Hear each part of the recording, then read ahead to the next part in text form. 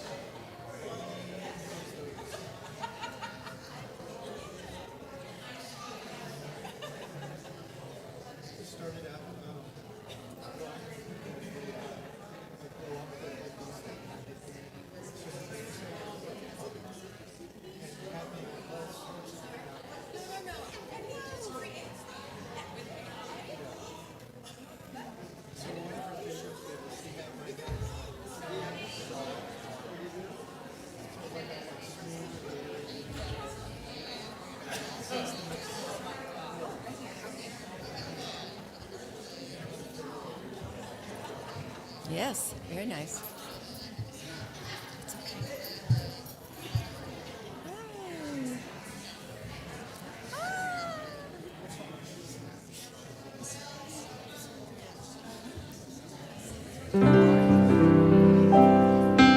So blessed, I am so blessed, I am so grateful for all that I have. I am so blessed,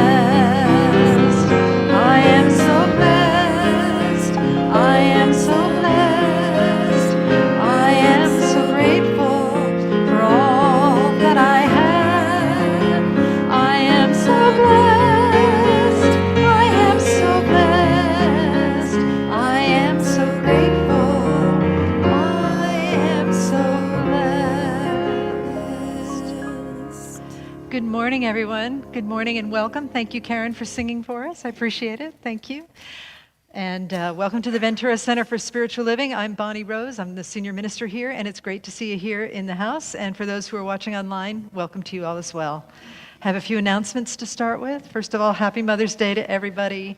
We have a website, www.venturacsl.org, and anything that you might need to know about the center is on there. We also have ambassadors. They're wearing teal stoles, and they can assist you, particularly if you're new, but if you have any questions for them, feel free to approach one of them. We have a flower dedication. The flowers this morning are dedicated. We thought we had a slide, but we don't. Okay. The flowers are dedicated to Peter. Peter Waring. Peter?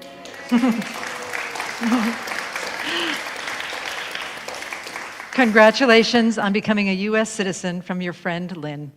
Thank you, Peter. Congrats. Great.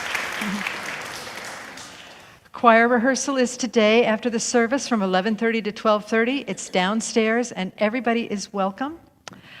We have a weekly group called Science and Spirituality, monthly group called Science and Spirituality. Their next meeting is May 21st. It's the third Wednesday of every month. And the book from this month is From Science to God by Peter Russell.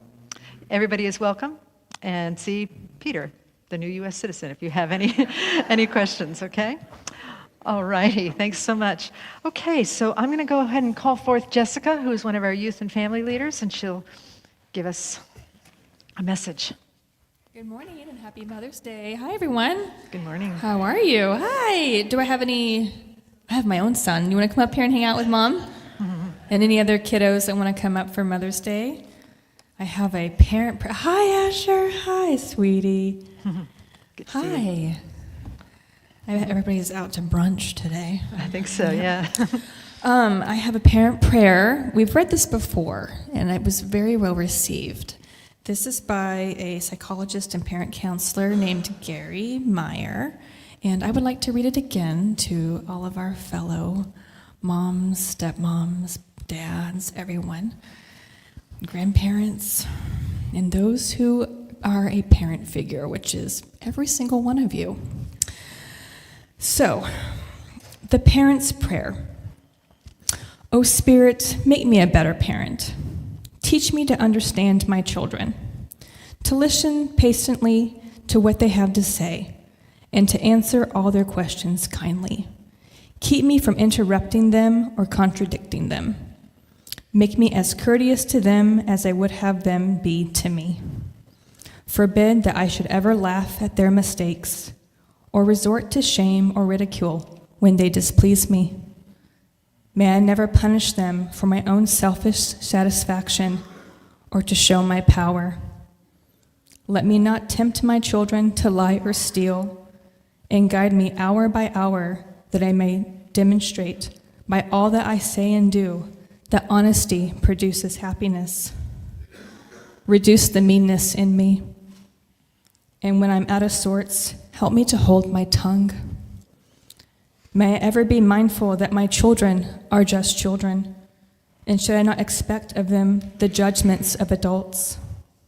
Let me not rob them the opportunity to wait on themselves and to make decisions.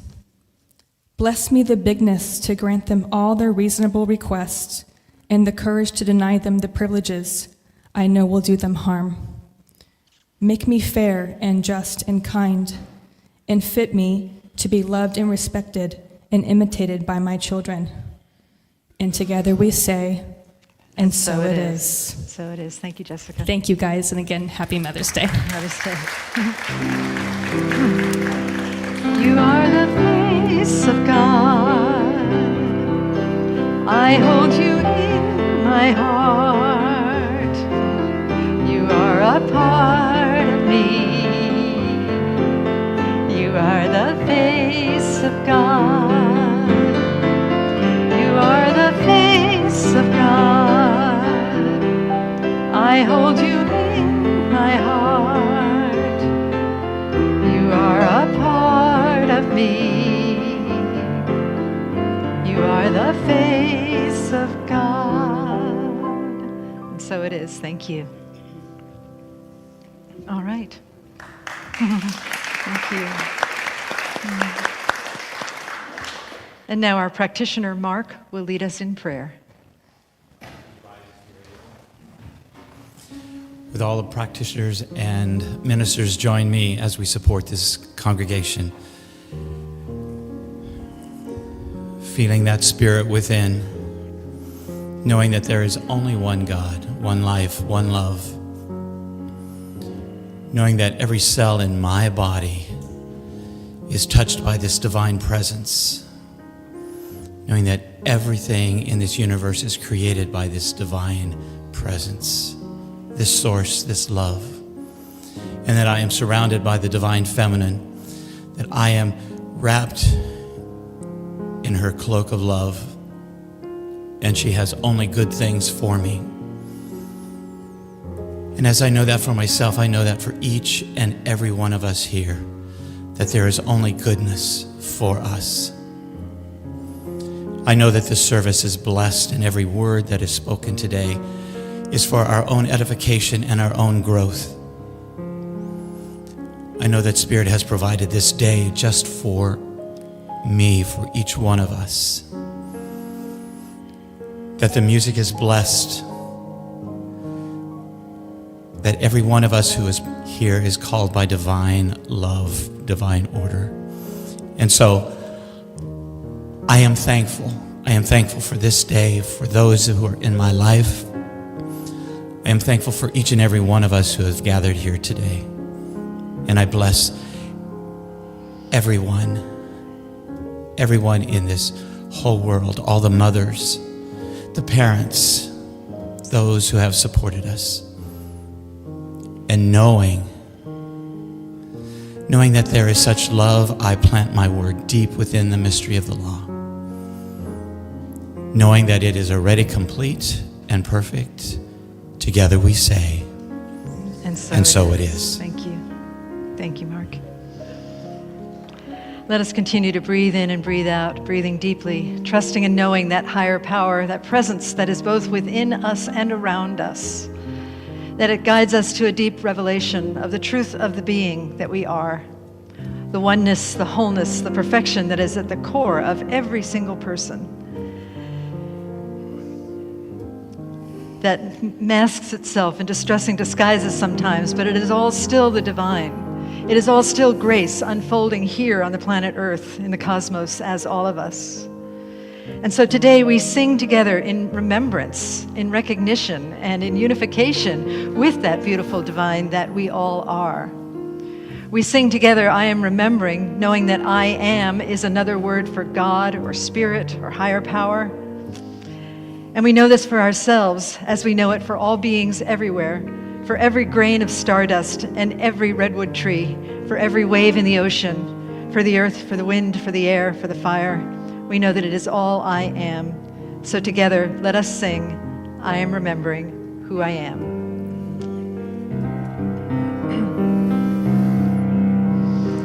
I am remembering who I am.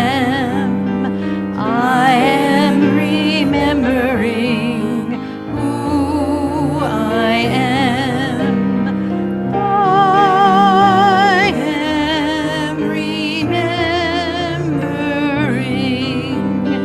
I am remembering.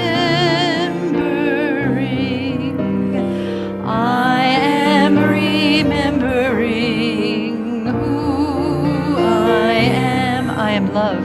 I am remembering who I am. I am kindness. I am remembering. I am remembering. I am remembering who I am. I am inspiration. I am remembering who I am. I am forgiveness. I am remembering.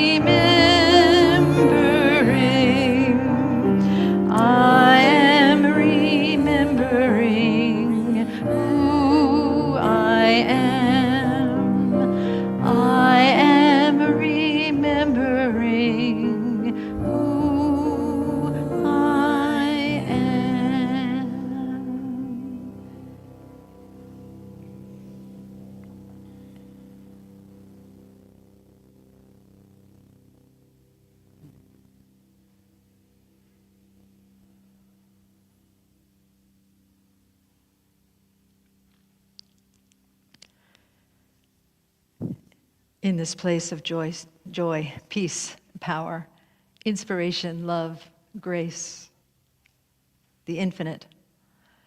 Let us breathe in deeply. And then exhale, gently opening our eyes as love, and in service to what is, as it is, and so it is. Namaste.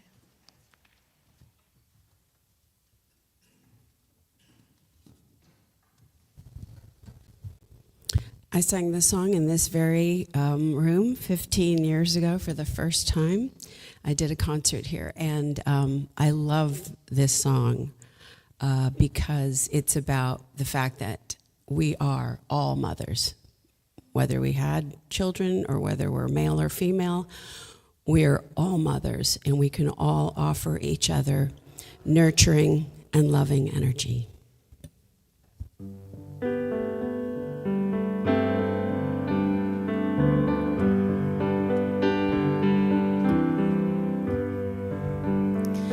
This is to mother you, to comfort you and get you through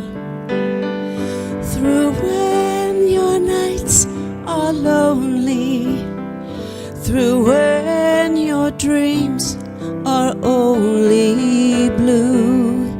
This is to mother you. This is to be with you, to hold you and to kiss you too. For when you need me, I will do the things your mother couldn't do. This is to mother you.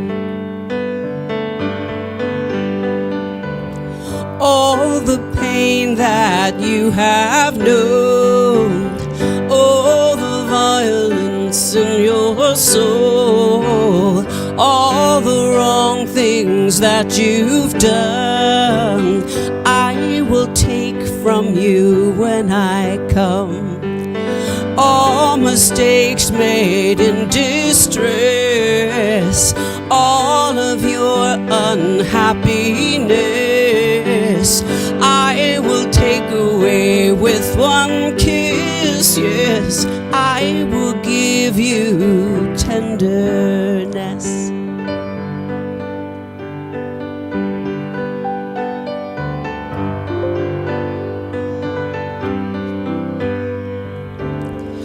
For child, I'm so glad I found you. Although I've always had my arms around you, sweet bird, although you did not see me, I saw you. And this is to mother you, to comfort you and get you through when your nights are lonely, through when your dreams are only blue. This is to mother you. This is to mother you. I'm here to mother you.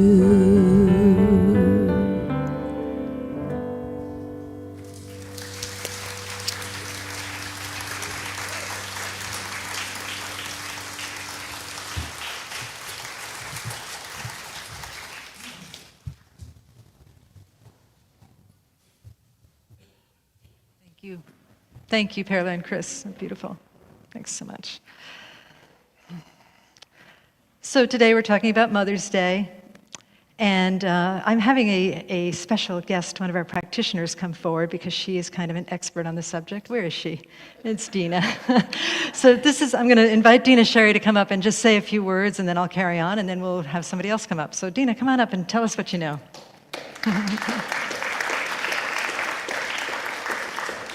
Thank you. Thanks, Bonnie. Sure. I wanted to read A few days ago, I read the reading in the Science of Mind magazine for today, May 11th, 2025, and I really love it. So, Mother's Day love. You carry Mother Earth within you. She is not outside of you. Mother Earth is not just your environment. That was Thich Nhat Hanh. And this is Ernest Holmes. Today I know that the healing presence of life is within me, forever restoring my mind and body. We all owe our birth to our mothers, who we celebrate on Mother's Day. Nowadays, we recognize that Mother's Day celebrations are not just for honoring biological mothers, but also include the contributions of the nurturing individuals who served in caretaking roles in our lives. We might also consider that we owe our existence to Mother Earth, who birthed all life on this beautiful planet. Buddhist monk Thich Nhat Hanh wrote, "Earth is our mother, nourishing and protecting us in every moment, giving us air to breathe, fresh water to drink, food to eat, and healing herbs to cure us when we are sick." Today we celebrate and honor mothers of all kinds. For some of us, however, Mother's Day is a day of sorrow. We may feel sad if our relationship with our mother or with our child is strained. We may feel heartbroken if our mother or our child is no longer with us on this physical plane.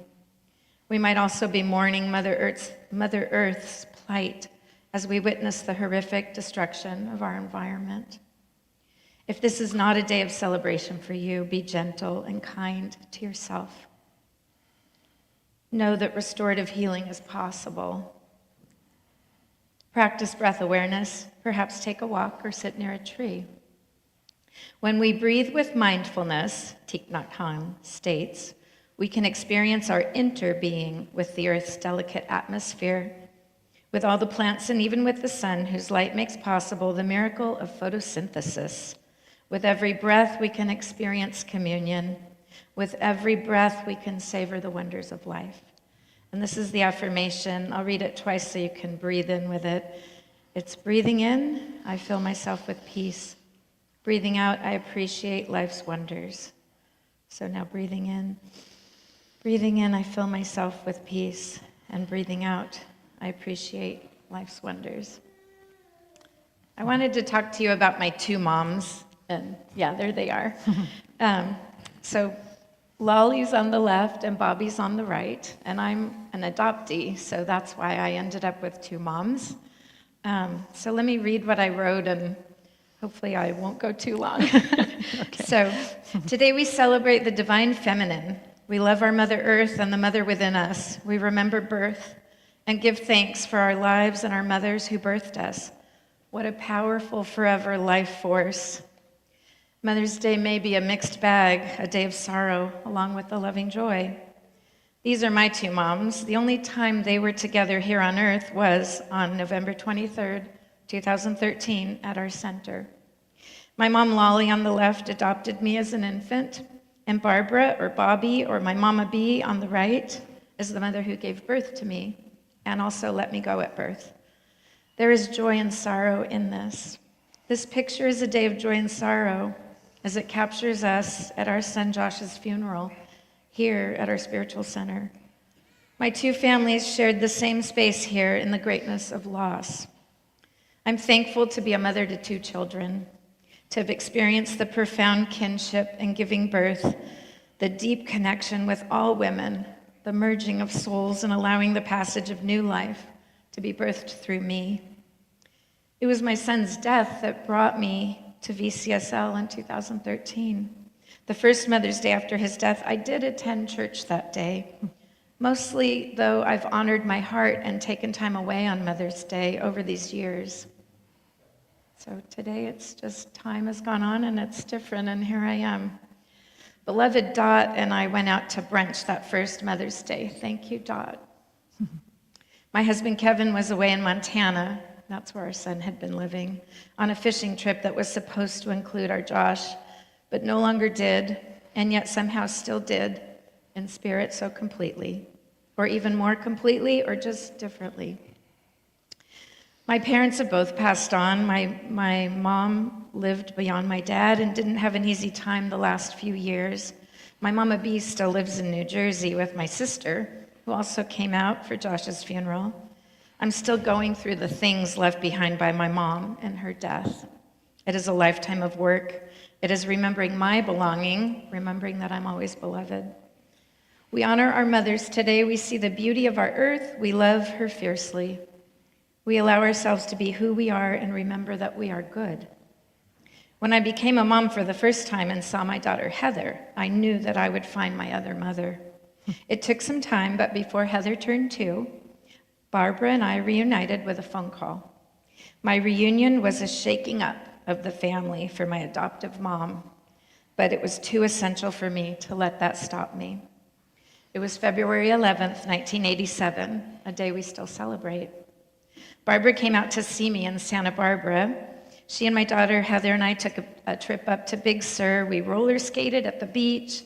I think we went to Dance Away, which was a community dancing evening. We began to get reacquainted.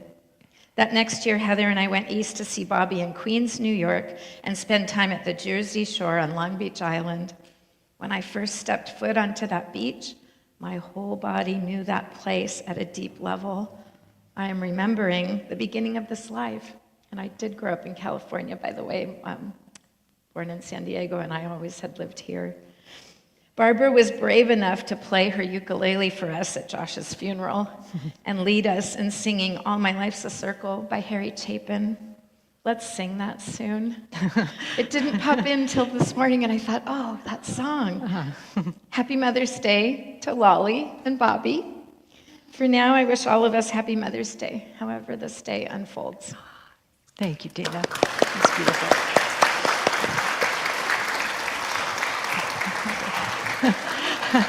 I was looking for a hug, but that's okay. It was perfect. Thank you. That's okay. That's beautiful. Thank you. Perfect. Thank you. Okay. Oh, my goodness. Seriously, you expect me to speak after that?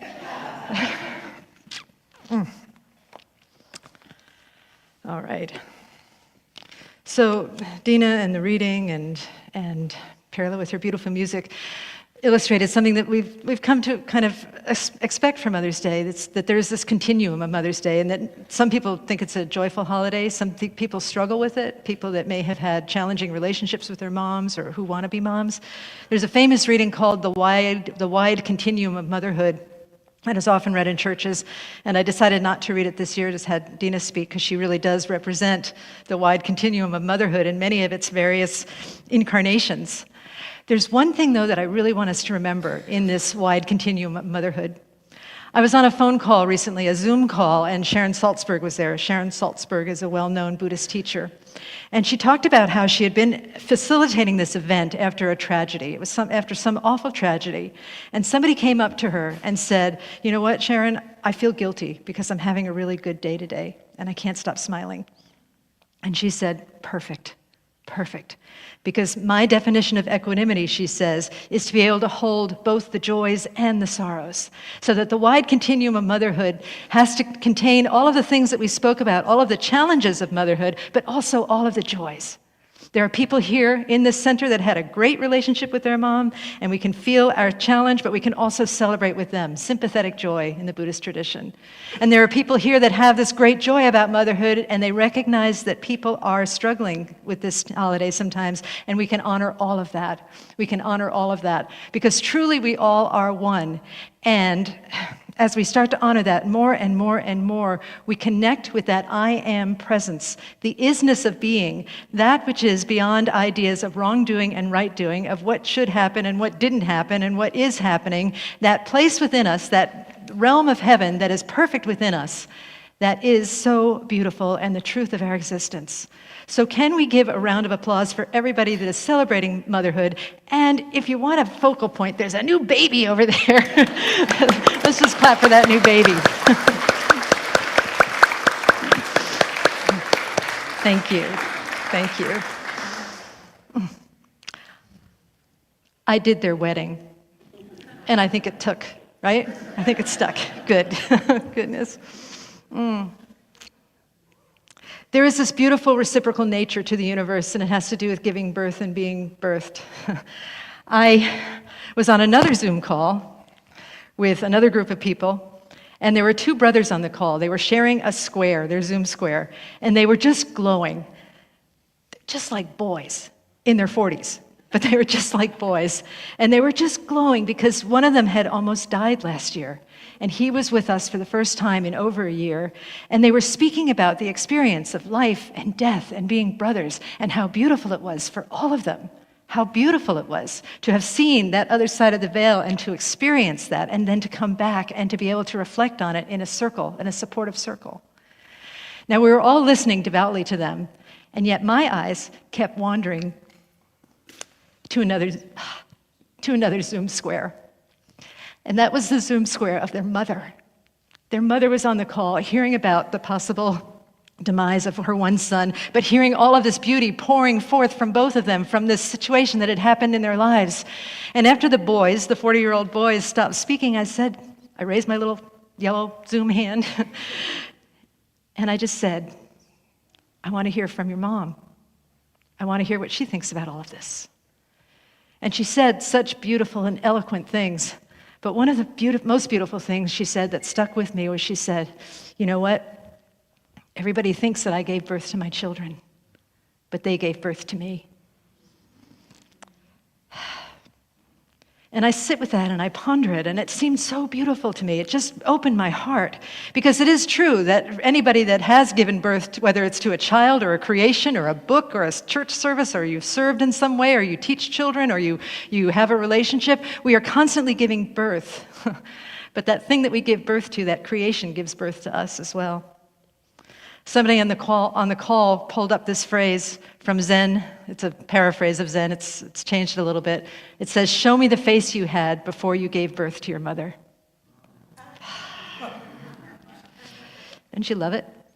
The paradoxical nature of that, the strangeness of it, but the beauty of it as well. Someone else quoted this, Khalil Gibran, "Your children are not your children. They are the sons and daughters of life's longing for itself." And then this is my version of that. Life gives birth to us, so we can give birth to life. So life can give birth to us, so we can give birth to life. So life, et cetera, et cetera, et cetera. It is an infinite Mobius strip, and we are engaged in that ongoing creation all of the time in everything that we do. So part of our work for today is to recognize that, to see it, that we are constantly giving birth, and then to choose consciously that to which we wish to give birth, what we want to give birth to. Sorry, I'm laughing because I ended the phrase with a preposition. Such a weirdo, y'all. Such a weirdo. Here at our center, we constantly talk about giving birth through kindness, that we send kindness out into the world, and then we start to observe the ripples to see how our kindness starts to give birth to other people, and how that gives birth back to us as we observe the ripples that inspires us to give more kindness. I have my own story from my own family of what giving birth to kindness is like. My own family when I was a child. This was a casual conversation that took place in my kitchen in Briarcliff Manor, New York, when I was just a child, when I was about 15 years old. Now, that's a picture of our kitchen. That's the only picture I had. I'm the one in the high chair, okay? This is not accurate in terms of the time frame of this, but I wanted to show you a picture of our kitchen, which you can't hardly see. My sisters and I are eating corn on the cob.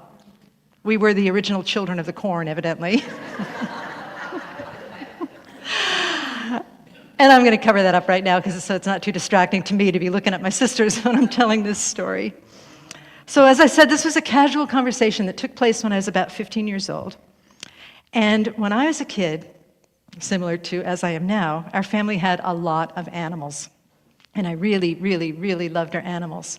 And I decided that I wanted to be a veterinarian when I grew up because I loved animals so much. Lovely. I was raised by frugal German parents. And one day, I think I was on my way out the door, and I just turned around and I said to my mom, "Hey, Mom, I really want to be a veterinarian, but what if I go all the way through vet school and it doesn't work out? What if I don't like it anymore? What if I decide in the middle of it, in year 3, that I don't want to be a vet anymore? Or what if I fail?" What if you spend all of that time and energy and money on me and something goes wrong? And again, this was a casual conversation that neither my mother or I ever thought would wind up in a sermon in Ventura, California. But my mom said, you know what? It's okay. It's okay. Go and have the experience if that's the experience that you want to have. Know that the journey is more important than the destination. I'm paraphrasing, those weren't her exact words, but she said something like that. And in hindsight, after, I don't know how many years of spiritual training, I can see how wise that was, that it's the journey, not the destination, and that I also was able to witness her non-attachment to the result of my outcome. That she knew that she would be okay, that I would be okay, and she was no longer using me, or not no longer, she was choosing to not use me as a prop in her miniseries. That she would only be okay if her daughter was a success and if her daughter followed through in the plans that she made. And that wisdom, whether articulated or not, has stayed with me through my whole life. Sometimes how I treat myself, sometimes how I treat other people, but I can always come back to that casual ripple of kindness that came through my mother to me that I hope to, that I aspire to spread to others in my relationships with them. It's not always easy. We've been talking for a while about these books by James Doty. He's a neuroscientist, and he talks about how we have a negative bias. And I was wondering how, it seems sometimes that we're wired to have an inner critic. We're wired to have shame. We're wired to not feel very good about ourselves sometimes. And he explains this in great depth in the book about how we have a sympathetic nervous system that is always scanning for threats in the environment. And it was one thing while we were running around in Africa and we were, wearing loincloths, and don't picture that, people, just don't picture it right now. We were wearing loincloths and a tiger might be coming after us, or a lion, and we had to perceive the threat and act on it quickly. But what happened as we evolved is we kept that threat mechanism in place, and we started projecting it onto other situations where we might feel like we're cast out, or we might feel like a failure, or we might feel like less than. And because the perception of threat is so important to us, that voice of saying you're not enough, you're unworthy, became very salient, very important in our brains, and we give it an awful lot of attention. And not only that, we tell ourselves that inner voice, the inner critic, or the negative bias, is the truth, when maybe there is a greater truth waiting to be revealed through us. The greater truth, in my humble opinion, is always about greater compassion, greater love, and greater nurturing. James Doty says, our job is to offer ourselves a safe haven in which we feel unconditionally valued, loved, and cared for. So our job this morning, our joy this morning, is in the spirit of Mother's Day to self-nurture and then surrender to the natural urge to share. That's why we have all these flowers up here. Is Peter Frank here? There you are. Hi. Good to see you. Peter, why don't you come up and tell us about the flowers? Thank you. I don't know why. You're going to use that mic? You good? Okay. Cool. Yeah. Yeah. Do you want to hold it? Oh, perfect. There we go. Perfect. Perfect. That works. Yes. We have a floor of flowers here that we're inviting all of you to take one or take several and to share just with yourself, first of all, as an act of kindness and self-nurture to yourself. And then also to share one with somebody else as an act of kindness. We have the heart pins that we share and that we give to somebody. But we also I'm encouraging also to share a story with that as well. I don't know if you had my dog picture. I That's do. coming Yes. later. Here it is. There's Peter Frank and his dog Dolly. And there's my Dolly G, my little dog there. That's the first day that she learned how to swim. I was swimming in this lake, and she's running up and down the shore, trying to figure out how to get to me. And then she just took a leap of faith, jumped into the water, and swam out to me. And then she was kind of scared and nervous, so I held her. And after that, she's been swimming everywhere. I can't keep her out of the water. We were at the harbor, and somebody threw a ball into the water, and their dog sat on the rocks. My dog ran down the rocks, jumped in the water. I didn't want her to get wet. Swam after the ball. Meanwhile, a seal is coming at the ball as well. I got it all on video, and the two of them are swimming back to shore. Another story I'll share with her, about her again is I'm just swimming right off the coast here when it was flat, and swimming about 25 yards between the jetties, just out beyond the jetties. And it's her and it's me, and then all of a sudden, a dolphin comes up. And the three of us are swimming from jetty to jetty. And that's how she got her name, Dolphin. I call her my little dolphin girl, or Dolphina. But I share that story with people. It's very interesting because I'll take her for a walk, and people, oh, your dog's so cute. Oh, your dog's so sweet. And then they'll, can I give her a treat? Can I pet her? And obviously I'm saying yes. And we make a connection. But it's very interesting because if I have my dog there, it's very easy to make that connection. When I don't, if I have a heart pin, or let's say I have a flower and I want to give to somebody, it feels very awkward. And I just had that experience this morning where a mother was asking her child to give this family, this stranger family, to come up and give them the flowers that you have. And the daughter was giving me flowers, or giving all these flowers, but she didn't know these people. And the next thing she did was she hid behind the mother's dress, like, oh, I can't do that, so nervous. And I go, wow, that's a reflection of me as an adult. And I told her, you know, I get nervous too. I feel the same exact way. I'm trying to rethink that. If it were a dog, I'd easily go up and give it a pet, give it a massage, rub it, give it a treat. But when it comes to another person, it's a little bit more challenging. So I'm going to encourage you to challenge yourself. Take a couple flowers. Give them to a stranger. Give them to somebody and just say, here, just the universe wants to bless you. And make it that simple. Absolutely. Yeah. So as my dog ripples Yes. in the water, Yeah. let's let these flowers ripple out into our community. Thank you, Peter. Beautiful. Yeah. Yeah. So again, just to reiterate what Peter said, please we want to see all these flowers gone and know that they're rippling out to various people. You can give them to a friend, you can give them to a stranger, you can give them to yourself. If you see somebody who is unhoused, you can give them to them. You can give somebody who is struggling, someone who is joyous. Let's just ripple some of that love. They don't even need to know where it comes from. It's more important that we just ripple the love and allow it to be. And that love will come back and bless us. So in honor of Mother's Day today, let us nurture ourselves with care. Let us pay it forward with joy by spreading flowers or other acts of kindness. And most of all, let us count the ripples with reverence. We live in that beautiful reciprocal universe that I've been talking about all morning, that place where we give birth to life so life can give birth to us, so we can give birth to life and life can give birth to us. It is a beautiful thing that we are called here to do here on the planet Earth. And so I'm so grateful for all of you. Happy Mother's Day, and let us pray.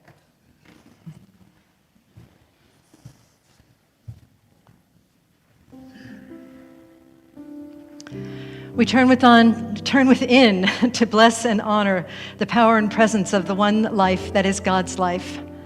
This life that is our life, this life that is perfect, that is whole, that is complete love, love beyond love, love beyond opposites, wholeness beyond opposites. It is the embrace of all things. It is infinite, it is powerful, it is present, it is here, it is now, it is each of us. Today, in this sacred moment, we unify with that life and love. We allow it to be. We release any barriers to it and just breathe in and breathe out and recognize that this is divine love circulating through us in a mystical, wonderful, incredible way that is so ordinary that we sometimes miss it. And so today we turn our attention with reverence to that love that is circulating through us always, and we allow it to give birth to us, and we allow ourselves to give birth to it in the world.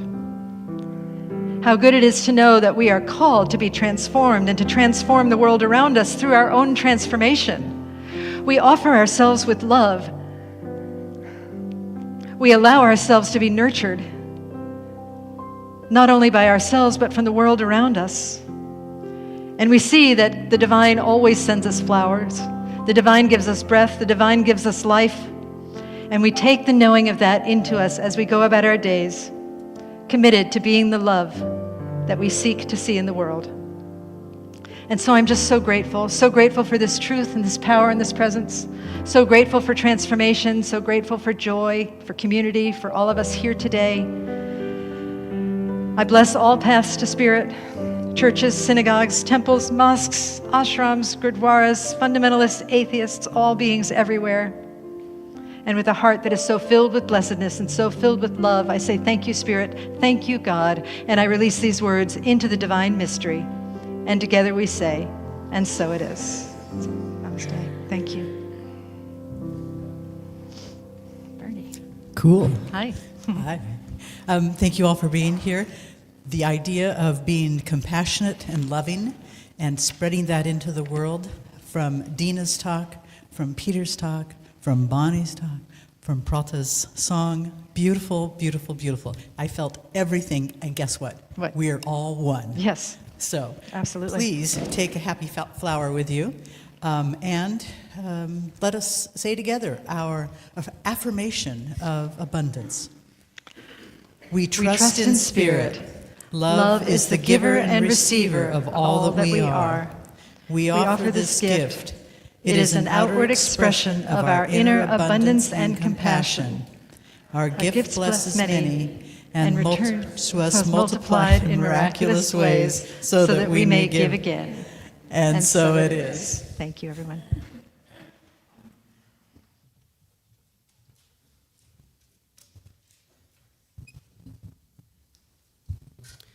I'm going to invite everyone to sing the last verse with me, and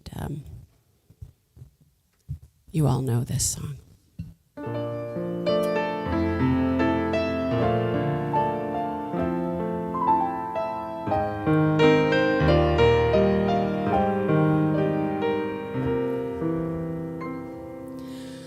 We shall overcome.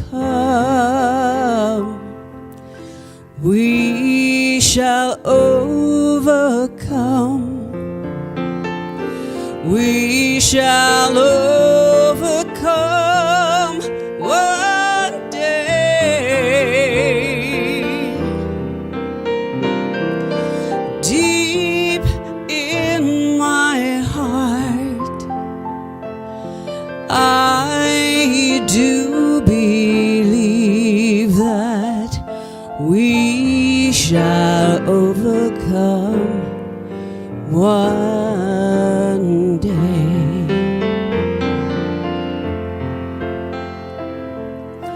We are not afraid. We are not afraid. We are not afraid today.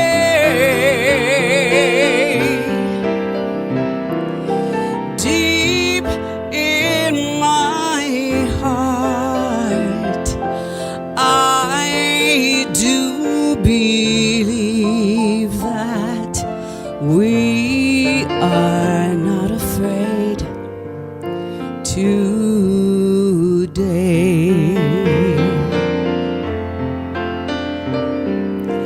Love will set us free. Love will set us free. Love will set us free today.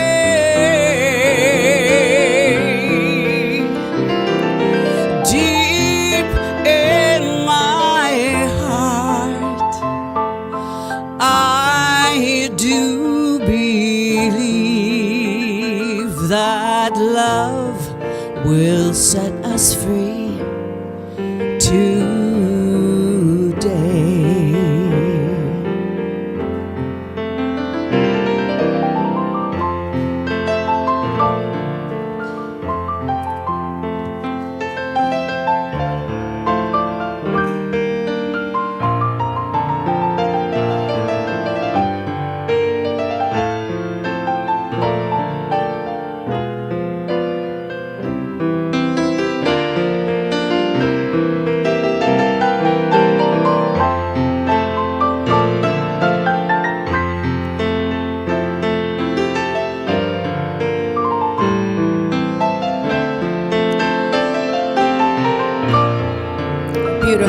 Chris Kimmler, everyone.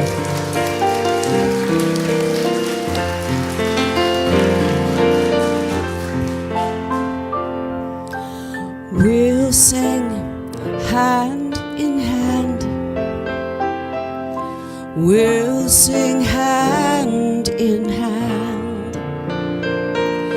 We'll sing hand in hand one day.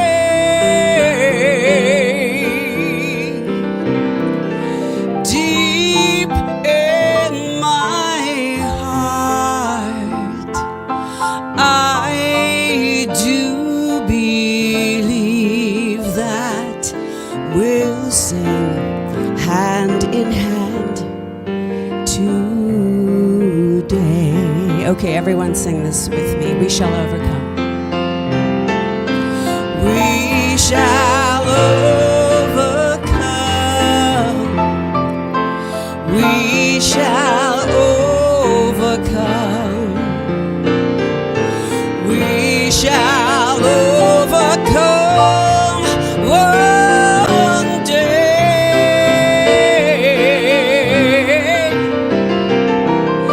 Deep in my heart, I do believe that we shall overcome one day.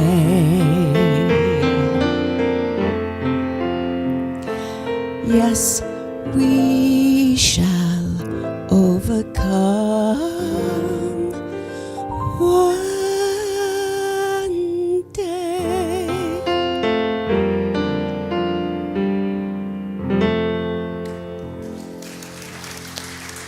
Thank you.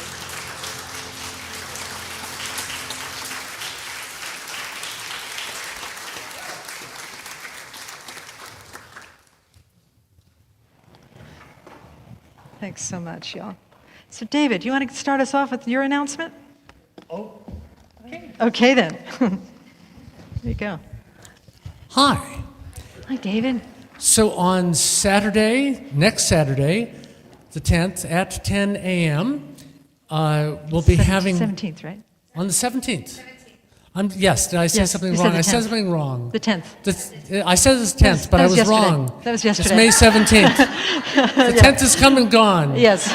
It was evanescent. It was beautiful. It was beautiful. I love the 10th. But it was impermanent. Yes, it was. So anyway, we're going to be celebrating. We're going to be celebrating the Buddha's birth, awakening, and final passing. The theme is a path of joy. Woo. So it's not merely fun to attain Nibbana, it is fun on the way. All right.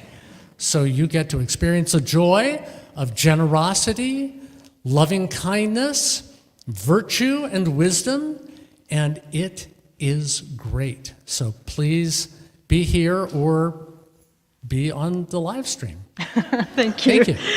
Thanks so much, David. Appreciate it. Okay. Our Gourmets for God fundraiser is sort of over. You should have gotten your email saying which parties you want, and you can pay at the bookstore for your convenience today for the parties that you selected.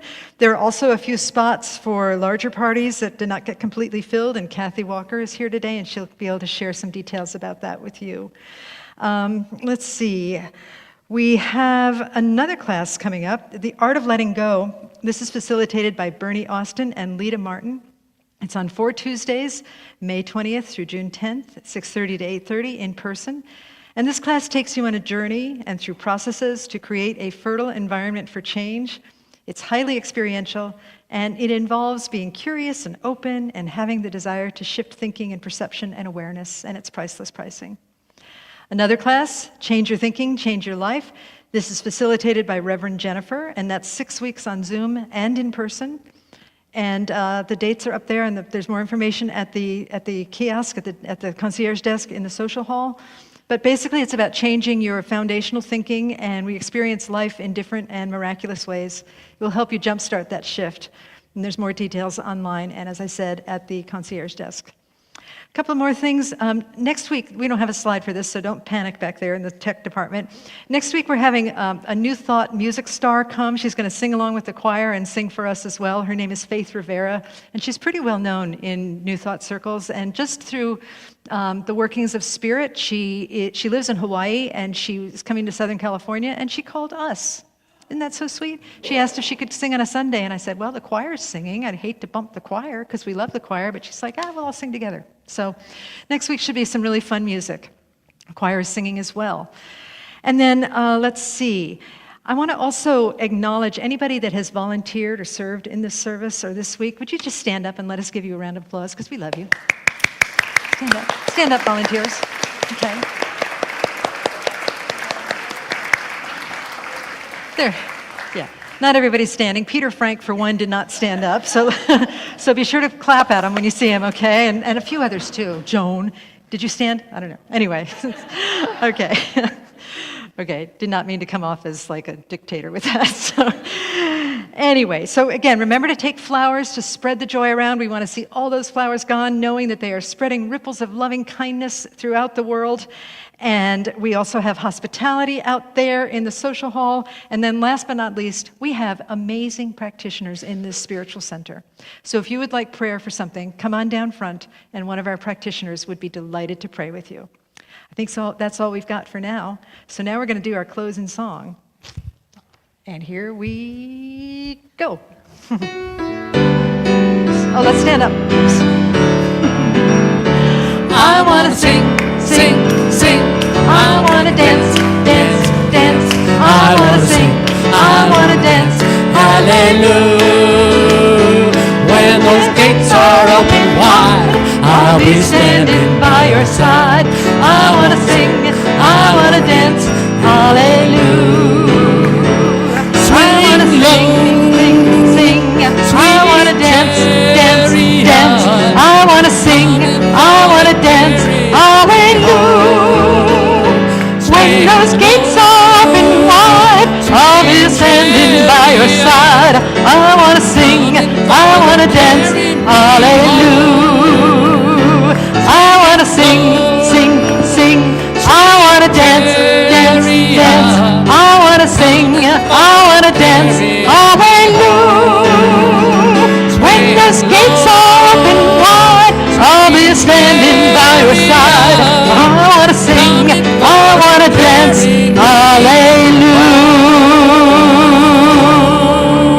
Thanks, everybody. See you soon.